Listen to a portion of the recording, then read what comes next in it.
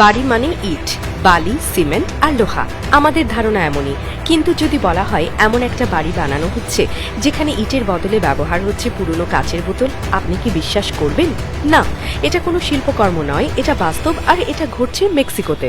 মেক্সিকোর কিছু অঞ্চলে স্থানীয় লোকজন এখন বাড়ি বানানোর সময় ইটের জায়গায় পুরনো গ্লাস বোতল ব্যবহার করছেন।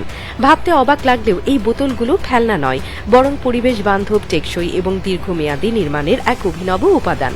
পুরো দেয়াল জুড়ে যখন সাজানো থাকে গ্লাস বোতল, তখন সেটা শুধু শক্ত দেয়ালই হয় না, বরং হয়ে ওঠে এক অনন্য শিল্পকর্ম। এই নির্মাণ পদ্ধতি খুবই চমকপ্রদ। প্রথমে সংগ্রহ করা হয় হাজার হাজার পুরনো কাচের বোতল, পানীয়ের বোতল, ওষুধের বোতল, এমনকি ভাঙা গ্লাস। এরপর সেগুলো পরিষ্কার করে একের পর এক দেয়ালে বসিয়ে দেওয়া হয় মাটি বা কাদা মিশ্রিত মোর্টার দিয়ে। ইটের মতো সারি করে মাঝখানে কাদা বসিয়ে একদম পরিপাটিভাবে দেয়ালে বানানো হয়। তারপর তা শুকিয়ে শক্ত হয় এমনভাবে যে সেটা 100 বছর পর্যন্ত টিকে থাকতে পারে। এই ঘরের সৌন্দর্যই আলাদা। রোদের আলো যখন ভেতরে পড়ে তখন বোতলগুলোর রঙিন কাজ দিয়ে আলোর বিচ্ছুরণ ঘটে।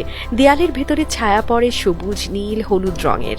একদিক দিয়ে যেমন পরিবেশের ক্ষতি হচ্ছে না, অন্যদিকে আপনি পাচ্ছেন একটা দৃষ্টিনন্দন আলাদা ধাঁচের বিলাসবহুল বাড়ি। এই বোতল বাড়ির মূল লক্ষ্য হলো পরিবেশ রক্ষা এবং খরচ কমানো। মেক্সিকোর কিছু প্রত্যন্ত এলাকায় মানুষজন ইট, সিমেন্ট কিনে বাড়ি বানাতে পারে না, তাই তারা পুরনো ফেলে দেয়া উপকরণ কাজে লাগিয়ে বানাচ্ছে শক্ত, টেকসই ঘর। এতে যেমন টাকা বাঁচছে, তেমনি পরিবেশ বান্ধব নির্মাণ ব্যবস্থাও গড়ে উঠছে। আর শুধু দরিদ্র মানুষের বাড়ি নয়, এখন মেক্সিকোতে অনেক পরিবেশ সচেতন ধনী মানুষরাও এই পদ্ধতিতে লাক্সারি ইকো হোমস বানাচ্ছেন। তারা দেখছেন এই ঘর শুধু দৃষ্টিনন্দন না, বরং ভেতরে থাকে গরমে ঠান্ডা আর শীতে উষ্ণ।